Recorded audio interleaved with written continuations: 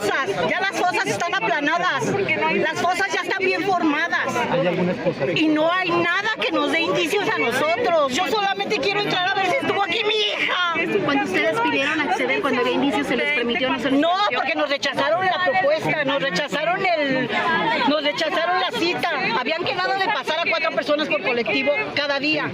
La rechazaron. Después mandamos comunicados. Yo soy parte del Consejo Ciudadano Estatal del Congreso. Tampoco al Congreso se le citó, señores. Señora, decía que era un museo. Es un museo, señor, un museo para que al lado veas el laberinto, al lado veas la fosa, al lado veas donde estuvo el cocodrilo, para que al lado, al fondo, veas el lugar de entrenamiento.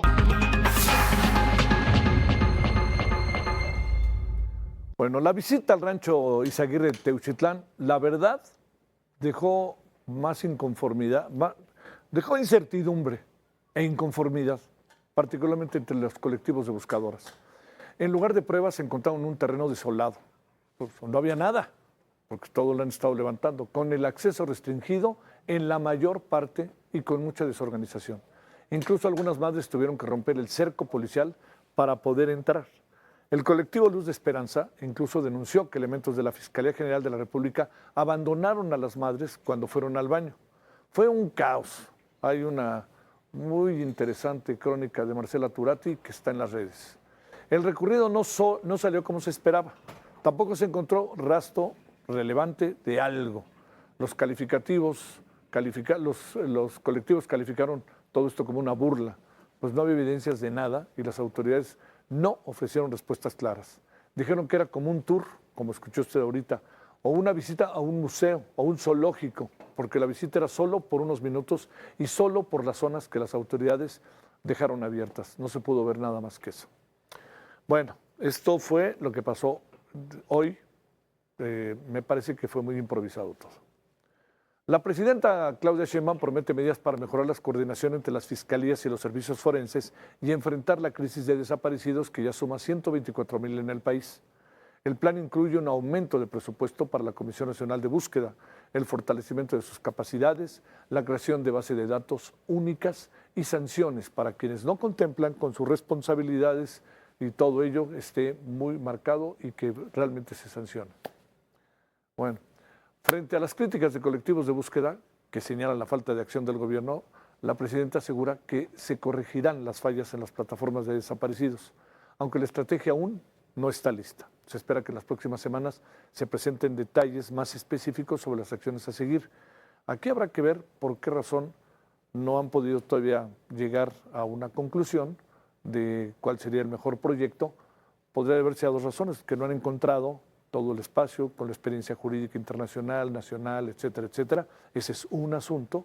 Y el otro asunto quizás tenga que ver con que están buscando el mejor momento también para darle a conocer, pero no creo que tenga que ver porque estén hablando no creo que tenga que ver porque estén hablando o consultando con los colectivos.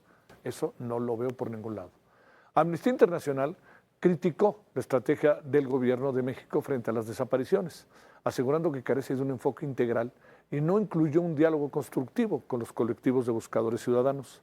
Señaló que las medidas anunciadas por el gobierno no contemplan una verdadera participación de los buscadores, quienes se enfrentan a amenazas de grupos criminales y hasta de agentes del Estado, después de sus hallazgos en sitios como Rancho Izaguirre en Jalisco y Teuchitlán.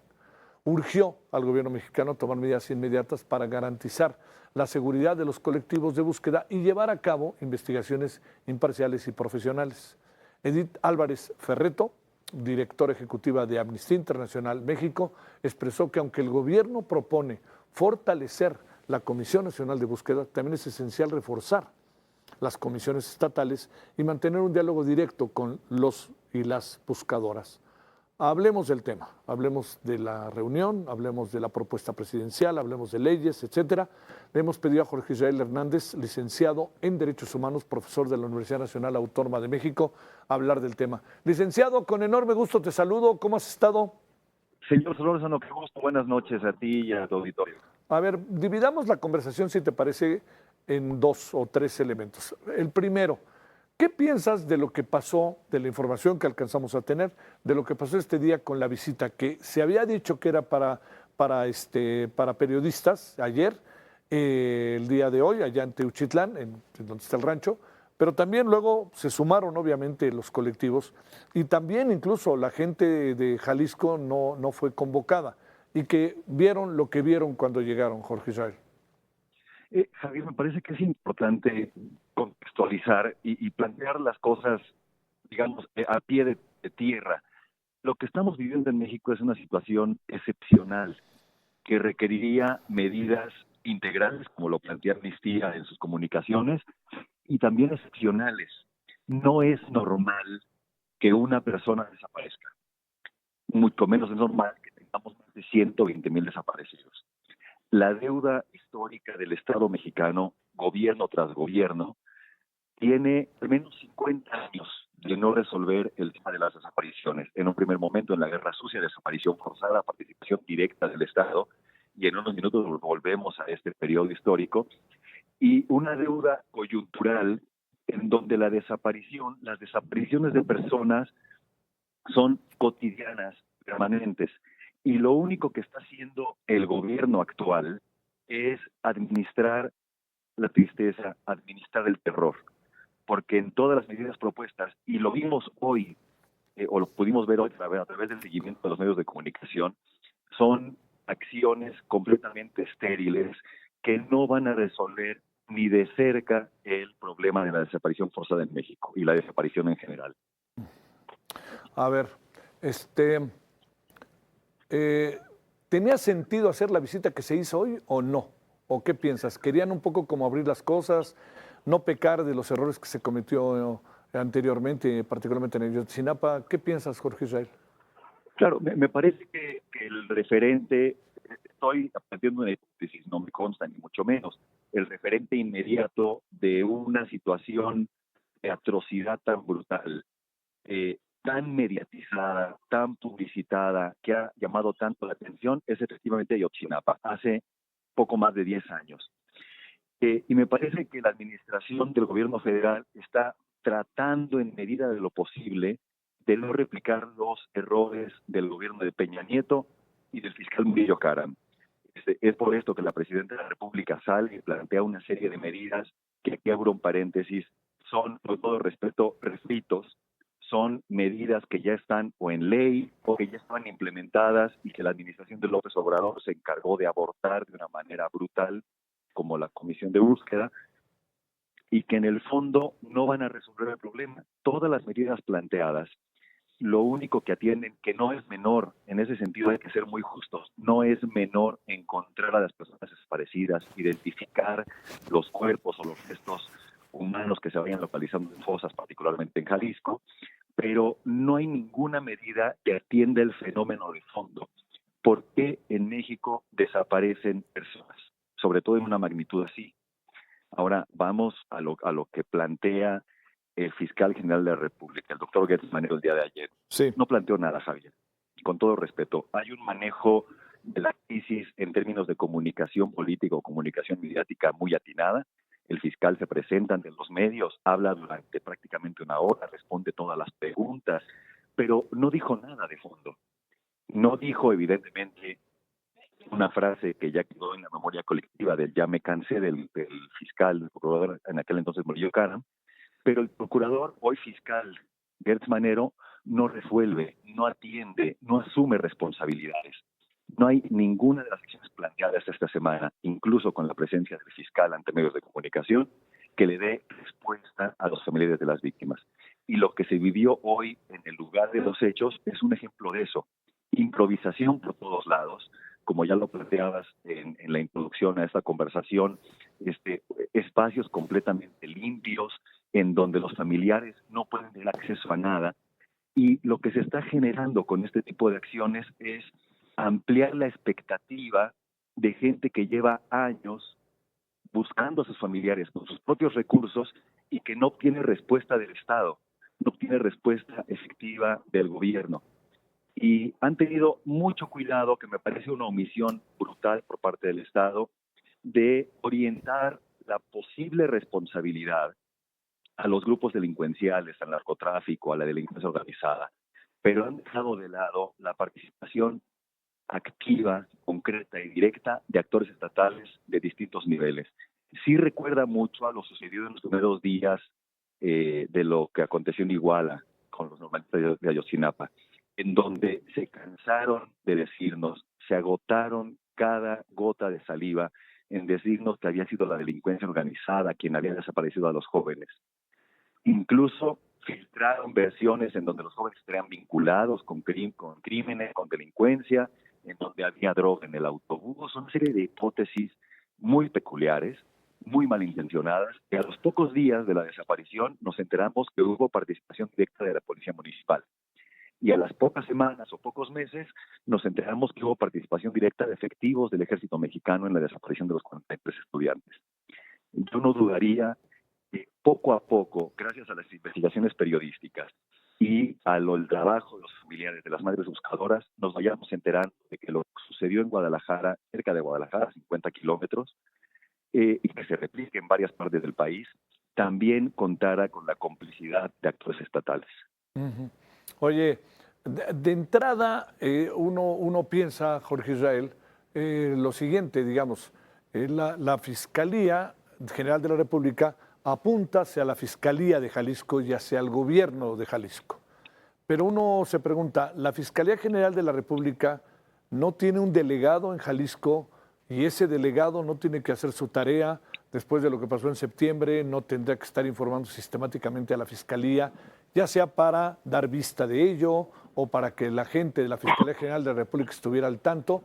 ¿O ahí qué es lo que sucede? ¿O digamos, no tendrá contacto con los... No sabrá lo que hacen los colectivos, qué andan buscando? Se veía venir esto. Antes no fueron porque no tenían automóvil para llegar. Lo saben de sobra, Javier.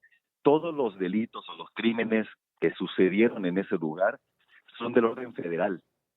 Tanto la desaparición, podríamos suponer que hubo tortura, podríamos suponer que hubo violencia sexual, digamos, para darle mayor elementos a la audiencia que nos está escuchando y viendo en este momento. La desaparición y desaparición forzada no sucede en el vacío. Hay acciones previas, violaciones previas a los derechos humanos. Insisto, las personas que al final del día son desaparecidas de una manera brutal, hemos tenido testimonios de quemas, de ácidos, de descuartización, etcétera, etcétera, horrendas, pasan por tortura, pasan por tráfico de personas, pasan por tráfico de órganos, pasan por ejecuciones extrajudiciales y el último escalón, el clímax de esta violación a derechos humanos continuada y agrupada en distintas acciones es la desaparición forzada. Todos esos delitos son del fuero federal. La Fiscalía General de la República debió estar enterada en alguno de sus niveles de lo que estaba pasando en este lugar. Y es muy importante en estos momentos la memoria, Javier. Hablamos de desaparición forzada en México desde finales de los 60 y durante gran parte de la década de los 70, y después un impasse hasta ya entrados los 2000, 2005, 2006, vuelve a ser la desaparición forzada una situación que llama la atención y que está vigente. Pero, insisto, hay que hacer memoria. El fiscal general de la República, hoy en día, el doctor Alejandro Gertz Manero, fue en el sexenio del presidente López Portillo el encargado federal de la lucha contra el narcotráfico. Ese era el cargo en aquel momento. Gracias a la desclasificación de documentos del gobierno de Estados Unidos, nos hemos enterado años después que el que hoy es fiscal general de la República en México fue el encargado de implementar en territorio nacional el Plan Cóndor en los años 70. Entonces, me parece que es importante, no dudo de las capacidades del doctor Gertz, de su expertise técnica, pero hay que tener presente esto, de dónde viene, qué ha hecho, qué hizo y de qué no ha rendido cuentas el fiscal general. Y precisamente no ha rendido cuentas de situaciones que sucedieron hace 40, 50 años y que siguen vigentes hoy en día. Bueno, sí, y además ha sido una gestión muy polémica, incluso por asuntos de carácter familiar, ¿no? A ver, cerremos, Jorge Israel, si te parece, digamos, me inquieta cuál está siendo la narrativa de la propia presidenta al respecto, porque está hablando de opositores, nos quieren criticar, etcétera, y pareciera que ahora el gobierno acaba siendo víctima de las circunstancias, ¿no? Y Javier, a mí me llama poderosamente la atención, y no me parece casualidad. Ya uno llega a cierta edad en donde las casualidades Sí. sabe uno que no existen. El discurso de la titular del Poder Ejecutivo coincide plenamente o es muy parecido al discurso del presidente del Senado de la República. Pero no únicamente eso parece ser normal, ¿no? Digamos, un partido en el gobierno que replica un discurso de ciertas características. Bueno, hace unos días circuló en redes sociales un video en donde participan presuntos integrantes del cártel de Jalisco con el mismo discurso, exactamente el mismo discurso. Y eso es de llamar la atención y es de preocuparse. Hipótesis 1, realmente son personas involucradas con el cártel que están manejando el mismo discurso que la titular del Ejecutivo y que el titular del Senado.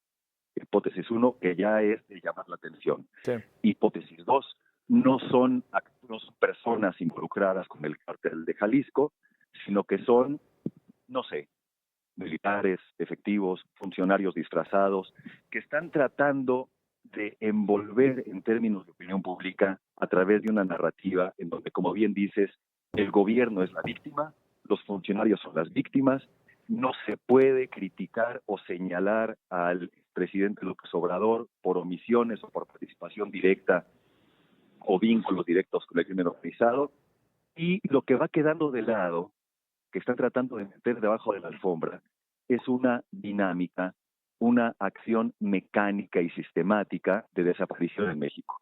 Que, insisto, 120,000 personas, cifras gubernamentales, no son las cifras de la sociedad civil, no son las cifras de las madres, no son las cifras que alguien se inventa, son cifras oficiales, gubernamentales, 120,000 desaparecidos en un país que vive en democracia, que invierte recursos para su Comisión Nacional de Derechos Humanos, para comisiones estatales, que tiene ratificados tratados y convenciones de derechos humanos, que tiene una constitución promulgada en el 2011 con una perspectiva de derechos humanos, que capacita a sus policías, no sé, toda una parte narrativa que parece más una puesta en escena que una realidad efectiva.